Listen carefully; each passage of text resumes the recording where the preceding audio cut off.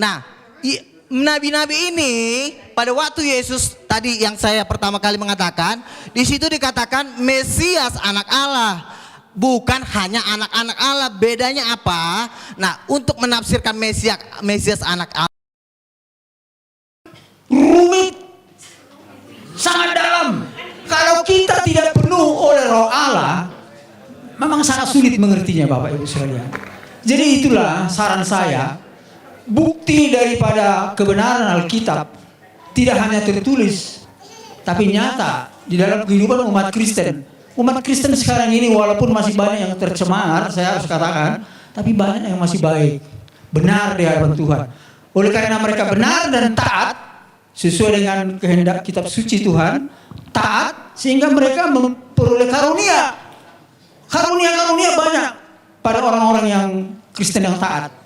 Bahkan jabatan itu ada di orang Kristen sekarang ini menurut penelitian, Bu. Ada nabi, ada rasul, ada di Alkitab, dan Alkitab memang mengatakan harus ada itu.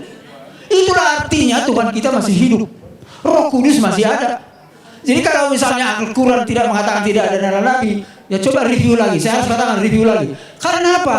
Tuhan itu adalah roh. Dia berfirman melalui nabi dan rasulnya. Apakah Tuhan kita mati tidak berfirman lagi sekarang? Ini pertanyaan saya kepada saudara-saudara. Saya ini orang bernubuat, mendapat rahasia Tuhan melalui mimpi, penglihatan, firman rema, mujizat. Ini yang saya tuliskan ini. Rahasia gempa banjir itu di sini, Pak. Itu menyaksikan Yesus yang datang sebagai hakim raja. Ini kenyataan. Ada di Alkitab. Bahkan katanya tadi di Al-Quran ada. Belum saya baca memang. Ya puji Tuhan ada titik temunya. Nah, jadi di sini kita mari pencerahan. Satu poin lagi yang harus saya sampaikan dari berbagai pertanyaan tadi, ya, ada keunggulan daripada pengikut Kristen daripada saudara kita Islam, menguasai ilmu pengetahuan dan teknologi. Karena apa? Karena Roh Kudus itu ada di dalam hati kita ini. Roh itu adalah Roh Allah sendiri, berkuasa dan dahsyat. Itu saudara sebab itu. Tapi kuncinya itu ketika kita percaya kepada Isa Al-Masih, karena mengkuduskan kita. Karena kita ini sudah berdosa, hanya Yesus telah datang mensucikan kita, sehingga kita bisa seperti gambar Allah, sifatnya Allah. Benar saudara-saudara, saya menjadi saksi di sekarang. Kuasa dukun itu nggak pernah mampan kepada saya. Itu saudara-saudara. Bahkan saya menghancurkan kuasa iblis bisa. Oh bayangkan itu. Oh saya saksi itu, banyak pengalaman saya. Nanti suatu saksi saya saksikan suatu saat. Habis ya, puji Tuhan, terima kasih. Kita tepuk tangan sekali lagi. Jangan sampai ada kuasa-kuasa iblis di sini, pasti akan lenyap. Baik, untuk yang ketiga 5 menit kepada beliau Pak Insan Mokogita dipersilakan. Tolong jangan pulang dulu. Ya, baiklah. Mana? Mic itu lebih bagus barangkali. Tes. Ya. Ya. Tadi kita sudah mendengar bahwa kata Pak Luga Tambunan, mana ada dalilnya Yesus mengatakan dia Tuhan, Nabi. Ternyata ini semua empat Injil kan? Ini kata siapa ini? Kata siapa semua ini? Kata Yesus kan? Ini ucapan Yesus sendiri mengatakan bahwa itu seorang nabi. Jadi apa yang saya kutip ke sini itu copy paste, tidak ditambah, tidak dikurangi. Katanya saya menafsirkan sendiri. Ini kan saya ambil dari Alkitab, tidak ditambah, tidak dikurangi. Yang mengatakan Yesus sendiri bahwa dia itu hanya seorang nabi. Dan nabi itu pasti kan bukan Tuhan. ayat harus ditafsir dengan ayat, tidak bisa. Jadi harus ada ayat penafsiran lagi. Makanya saya katakan Rasul Yohanes menafsirkan anak Allah itu raja.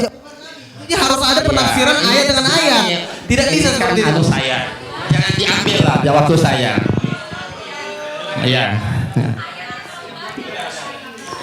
Jadi Yesus itu manusia, dia nabi, bukan Tuhan. Bahkan ada di sini, ia bukan manusia. Sebab aku ini Allah dan bukan manusia. Jadi Yesus itu nggak mungkin Allah. Allah aja bukan nggak bisa jadi manusia, bukan manusia, apalagi Yesus. Nah, baik, saya akan melanjutkan ini. Komentar para tokoh Kristen dan Katolik tentang ketuhanan Yesus. Nah, saya punya buku. Ini ditulis oleh seorang Kristen namanya Franz Donald. Dia Kristen tauhid namanya, tidak percaya Yesus Tuhan lagi. Ya, nah, dalam buku ini saya kutip.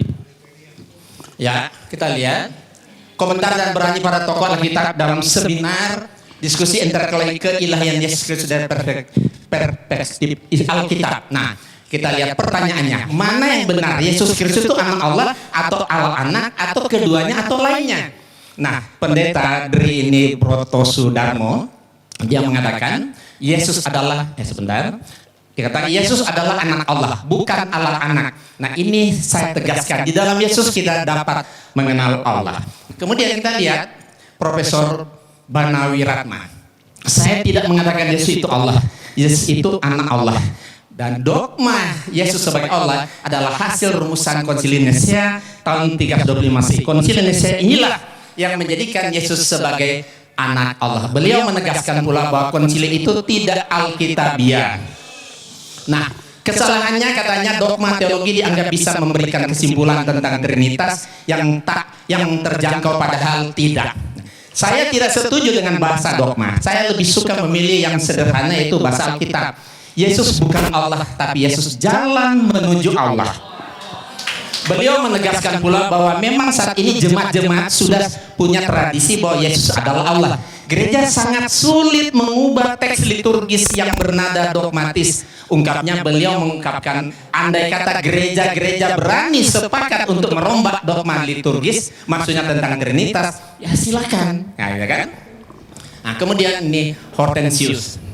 Dia sarjana sekolah tinggi filsafat. Dalam acara tersebut, beliau katakan apa? Yesus itu tidak pernah memperkenalkan dirinya sebagai Allah. Yang juga dikatakan Paulus tidak pernah menyebut Yesus Kristus sebagai Allah. Jadi beliau yang sangat paham bahasa Ibrani dan Yunani menegaskan pula, harus ditegaskan bahwa dalam perjanjian baru tidak pernah ada rumusan Yesus adalah Allah. Nah, dengan sangat berani dan tajam beliau sampaikan pendapatnya yang sangat mengagetkan para hadirin yang mendengarnya. Kata beliau, saya keberatan dengan istilah Allah Bapa, Allah Anak dan Allah Roh Kudus. Selanjutnya beliau katakan, Yesus itu jalan menuju Allah. Rumusan 100% Allah 100% manusia itu hasil konsili Kalkedon, bukan kitab suci. Dalam Alkitab Yesus tidak pernah disebut sebagai Allah sejati. Menurut Romo Tom Yakob dari Katolik ini. Ya, kalimat Yohanes pasal 1 ayat 1 seperti yang dikutip Ibu tadi juga, firman itu adalah Allah. Beliau tegaskan, Yohanes justru menekankan bahwa firman tidak sama dengan Allah, tapi bersama-sama dengan Allah. Nah, satu lagi terakhir, yang paling menarik, salah satu pertanyaan jamaah kepada pastor, bagaimana pengalaman Anda selama menjadi pengikut Yesus? Romo menjawab, itu adalah sebuah pertanyaan yang sangat bagus. Dulu sebelum tahun 1974, kehidupan saya tidaklah baik, dan saat itu sebelum tahun 74 saya yakin Yesus sungguh Allah dan sungguh manusia. Tetapi setelah tahun 74 sampai sekarang, saya tidak lagi berdoa kepada Yesus, tapi saya berdoa kepada Allahnya Yesus dengan dorongan Roh Kudus. Nah, saya lebih Kristiani sejak saya percaya Yesus bukan Allah daripada sebelumnya ketika saya percaya Yesus itu adalah Allah. Sedikit ya. Dan nah, ini terakhir sekali lagi, siapakah dari pertanyaan yang diajukan kepada pembicara, siapakah Yesus menurut Alkitab? Apakah dia Allah sejati atau bukan? Nah, 3 dari 4 narasumber Kristen itu mengatakan Yesus itu bukan Allah sejati. Allah adalah Bapa dan Yesus itu utusan Allah. Berarti Nabi kan? Yang menjadi jalan bagi manusia untuk menuju kepada Allah. Nah, rumusan Konsili Nicea tahun 35 mengatakan, ya, dogma Trinitas sudah waktunya ditinjau kembali atau dirombak atau bahkan ditinggalkan sama sekali. Sedikit ya. Itu pendapat para pakar, Baik. bukan 12 rasul. Nah, Anda mau hidup menurut kata pakar atau 12 rasul? Karena pakar-pakar ini nggak ada kuasa, nggak ada tanda-tanda mujizat. Baik, terima kasih. Nah, jadi kalau mau ikut percaya sama orang pemimpin, ikutilah para penginjil-penginjil dulu Baik, yang telah Pak. melakukan Baik. dan kesaktian mereka. Bukan kata ini, mereka ini juga kita nggak tahu siapa. Nah, kita Baik, Pak Luka. percaya aja, jangan-jangan mereka Terima udah di kasih, Pak neraka Luka. lagi. Terima kasih Pak Luka. Nanti ada waktunya dalam debat yang ketiga, Pak. Silakan yang terakhir kepada Ustaz Samsul Arifin Nababan waktu kita berikan 5 menit. Tolong diingat, bicara yang padat, rinci, dan jelas, singkat. Kepada beliau dipersilakan. Terima kasih Bapak Ibu, sudah kupas tuntas semua jawaban-jawaban dari pembicara. Saya hanya ingin tegaskan kembali bahwa Pak Tambunan maupun Pak Tampu Bolon lebih banyak berbicara dalam dialog ini dengan mengembalikan kepada dogma saja. Semestinya kita dialog begini harus dialog konsep. Jadi kita semua kembali mengacu kepada nas, dan kita semuanya pakai copy paste. Tapi Bapak berdua tadi selalu mengembalikan kepada dogma, jadi atas bimbingan Roh Kudus, dan tanpa diperinci apa itu Roh Kudus dan siapa itu Roh Kudus, mengambang.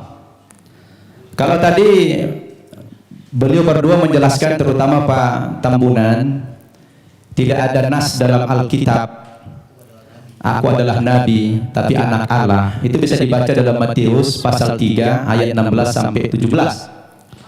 Sesudah dibaptis, Yesus segera keluar dari air, dan pada waktu itu juga langit terbuka, dan ia melihat Roh Allah seperti burung merpati turun ke atasnya. Lalu terdengarlah suara dari sorga yang mengatakan, inilah anakku yang kukasihi, kepadanya lah aku berkenan. 1. Kemudian dalam Injil Lukas pasal 4 ayat 41, dari banyak orang keluar juga setan-setan sambil berteriak, engkau adalah anak Allah. Lalu ia dengan keras melarang mereka dan tidak memperbolehkan mereka berbicara, karena mereka tahu bahwa ia adalah Mesias. Begini, kalau memang kata anak Allah itu indikatornya bahwa Yesus adalah Tuhan, mestinya orang Kristen harus konsisten. Ada terlalu banyak yang menjadi Tuhan di dunia ini. Kenapa? Karena ternyata yang dikatakan istilah anak Allah itu bukan cuma Yesus. Coba dibaca dalam kitab Matius pasal 5 ayat 9, Injil Matius pasal 5:9, dikatakan di sini, berbahagialah orang yang membawa damai, karena mereka akan disebut anak-anak Allah. Nah, berarti siapa yang membawa perdamaian di dunia ini semua anak Allah. Berarti anak Allah itu bukan cuma Yesus. Kalau begitu yang membawa damai Tuhan semua jadinya. Nah, jadi ini perlu dipahami. Maka dalam Islam kata anak Allah itu bukan Tuhan tapi hamba, abduhu wa rasuluh, hamba dan utusannya. Jadi malah membingungkan kalau dikatakan Yesus itu anak Allah lalu dipresentasikan sebagai Tuhan. Berarti bagaimana dengan dalil ini Injil Matius tadi? Semua orang yang mendamaikan di dunia ini akan dipanggil sebagai anak-anak Allah. Berarti Tuhan juga dong. Nah, ini secara logik dan berdasarkan nas. Nah, oleh karena itulah sebetulnya boleh dikomentari, silakan. Gini, ini ayat ini sering banget saya dengar ya. Jadi begini loh, bedanya seperti ini. Lihat, perhatikan, jangan ketawa dulu. Anak-anak Allah, Yohanes 1:12, barang siapa percaya kepada dia akan diberi kuasa supaya sebagai menjadi anak Allah. Beda dengan Mesias, anak Allah. Apa bedanya? Karena semua nabi-nabi itu di penuh Roh Kudus disebut juga anak Allah. Tetapi bedanya apa? Mesias itu sudah dijanjikan dari zaman dulu. Nabi-nabi menjanjikan Mesias. Akan datang Mesias. Nabi satu ngomong nanti akan datang Mesias. Nabi satu ngomong sampai Nabi Yesaya sampai Nabi terakhir nanti akan datang Mesias. Kira banyak di Yesaya nabi-nabi itu menubuatkan. Kalian kalau saya ngomong jangan teriak-teriak dulu, ntar kalian ngerti gitu loh. Gini, lihat, nabi-nabi menubuatkan tentang kedatangan Mesias. Itu ada di Perjanjian Lama. Nah, nabi-nabi ini pada waktu Yesus tadi yang saya pertama kali mengatakan, di situ dikatakan Mesias anak Allah, bukan hanya anak-anak Allah. Bedanya apa? Nah, untuk menafsirkan Mesias anak Allah ini, yang menafsirkan bukan dokter, bukan profesor, tapi rasul, 12 rasul. Makanya 12 rasul menafsirkan Mesias anak Allah dalam Wahyu 19 ayat 16 bahwa Mesias anak Allah penafsirannya adalah raja, segala raja, bukan nabi. Jadi kalian jangan sembarang menafsirkan kitab suci. Mesias anak Allah dengan anak Allah beda banget gitu loh. Jadi perbedaan ini kalian harus pahami, karena perbedaan ini efeknya lautan, api dan belerang gitu loh. Jadi Mesias anak Allah dengan anak-anak beda. Itu yang saya pahami dan yang saya pelajari selama ini, karena saya udah tahu jawaban pertanyaan kalian pasti itu.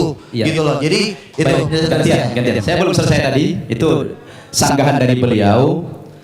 Kita jadi bingung nih. Kenapa bingung? Kita kan membaca Alkitab ini justru kita menghindari tafsir.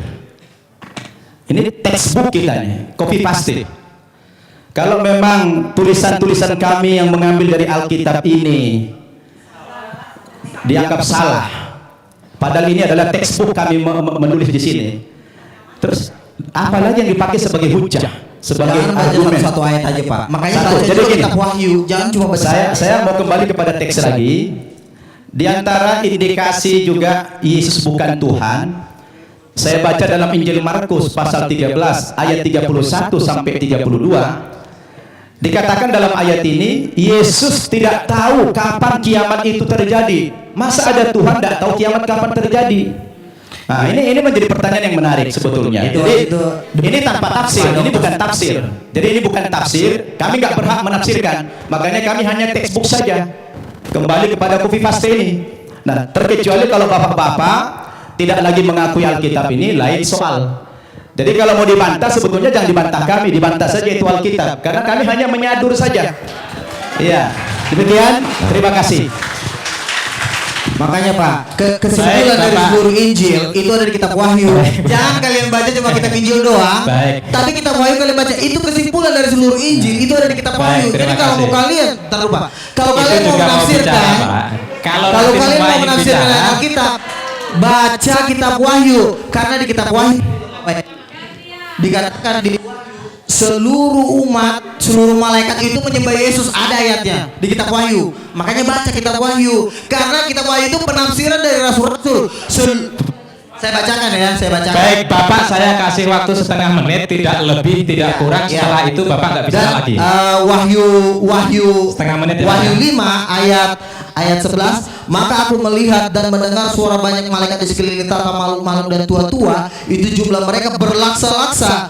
Katanya dengan suara nyaring, anak domba yang disembelih itu layak menerima kuasa dan kekayaan, hikmat, kekuatan, pujian sampai selama-lamanya. Dan saya lanjut ke ayat 14. Dan keempat makhluk itu berkata amin, dan tua-tua itu jatuh tersungkur dan menyembah Yesus. Ada ayatnya Yesus sembah. Kalian kan berkata, mana ayatnya Yesus sembahlah aku? Ini ayatnya baca terus. Sudah setengah menit. Ya. Terima kasih. Ya, baik. Pak Insan setengah menit.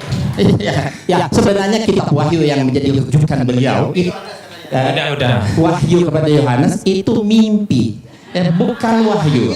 Mimpi Yohanes di Pulau Patmos. Itu kan kata Jadi Bapak. mimpi Sudah, panjang. Pak. Ya, sebentar, mimpi panjang berseri ya. Makanya kitab Wahyu merupakan salah satu kitab yang paling sulit sekali ditafsirkan. Di situ rasul terkasih loh. Paling Sudah, sulit Pak. ditafsirkan karena ini cuma mimpi. Nah, zaman dulu ditulis mimpi, kemudian dirubah lagi kenyataan. Sekarang dirubah lagi menjadi wahyu supaya keren, biar keren kelihatan, Sudah. diganti Cukup. wahyu. Baik, Pak Insan, cukup. Kita tutup. Karena bukan mencari kemenangan dan bukan mencari kekalahan. Masing-masing berdakwah kepada yang lain. Silakan yang umat Islami itu tadi dengarkan, renungkan terhadap Bapak Luga Tambunan dengan Pak Yohanes Tambu Bolon. Yang Nasrani silakan renungkan. Terima kasih kepada Ketua Panitia yang menjalankan acara ini cukup sukses Pak Ketua. Kemudian kepada para pembicara, Ustadz Samsul Arifin Nababan, Bapak Insan Moko Kinta, Bapak Lugat Tambunan yang saya suka semangatnya ini, masih muda. Kemudian Bapak Yohanes Tampu Bolon yang lebih bijak, santai, tenang, dan juga semua audien yang hadir di sini, semoga seluruhnya mendapatkan hidayah dari Allah Subhanahu wa taala. Terima kasih dari kami. Billahi taufik wal hidayah. Assalamualaikum warahmatullahi wabarakatuh.